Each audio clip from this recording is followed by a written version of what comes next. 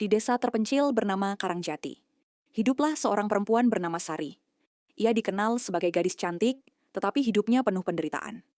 Sejak kecil, ia yatim piatu, dan setelah menikah, suaminya meninggal dalam kecelakaan misterius. Warisan sedikit yang ia punya habis untuk bertahan hidup, sementara hutang terus menumpuk. Suatu malam, seorang dukun tua bernama Mbah Ranti mendatanginya. "Kau ingin keluar dari kemiskinan ini, Nduk?" tanya Mbah Ranti dengan suara lirih. Sari mengangguk ragu. "Apa ada cara, Mbah?" Mbah Ranti tersenyum samar. "Pergilah ke hutan Gunung Alas saat bulan purnama. Berdiri di bawah pohon beringin besar dan panggil Ki Jagur. Ia akan memberimu kekayaan, tapi dengan mahar yang harus kau bayar." "Mahar?" Sari mengernyit. "Jangan banyak bertanya. Jika kau bersedia, lakukan saja," ujar Mbah Ranti sebelum pergi, meninggalkan Sari dalam kebingungan. Malam purnama pun tiba. Dengan hati berdebar, Sari menuju hutan. Di bawah cahaya bulan, ia berdiri di depan pohon beringin tua. Dengan suara bergetar, ia memanggil, "Ki Jagur, aku datang untuk perjanjian."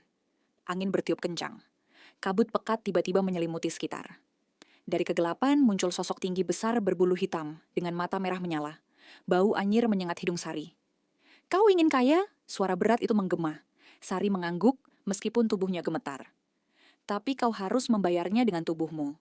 Ki Jagur menyeringai, menampakkan taring tajamnya. Sari terkejut. Ia ingin mundur, tetapi bayangan kemiskinan membuatnya ragu. Dengan hati penuh ketakutan, ia akhirnya menerima perjanjian itu.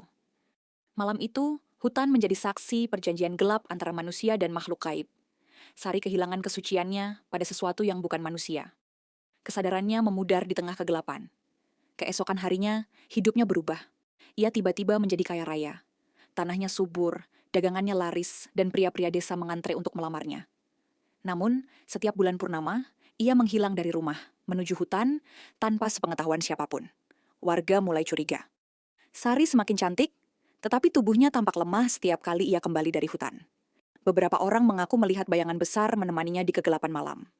Suatu malam, Sari mencoba mengingkari perjanjiannya. Ia tidak pergi ke hutan saat bulan purnama. Namun, tepat tengah malam, terdengar suara mengerikan di rumahnya. "Nduk, aku menunggumu." Tiba-tiba, pintu kamarnya terbuka sendiri. Dan dari kegelapan muncul Ki Jagur.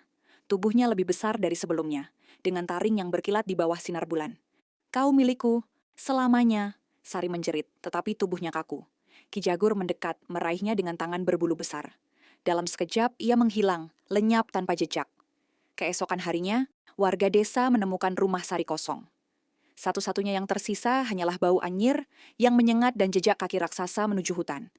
Sejak malam itu, setiap bulan purnama, warga sering mendengar suara perempuan menangis di tengah hutan, seolah meminta tolong. Tetapi tidak ada yang berani mencarinya. Mereka tahu, Sari telah menjadi milik Ki Jagur selamanya.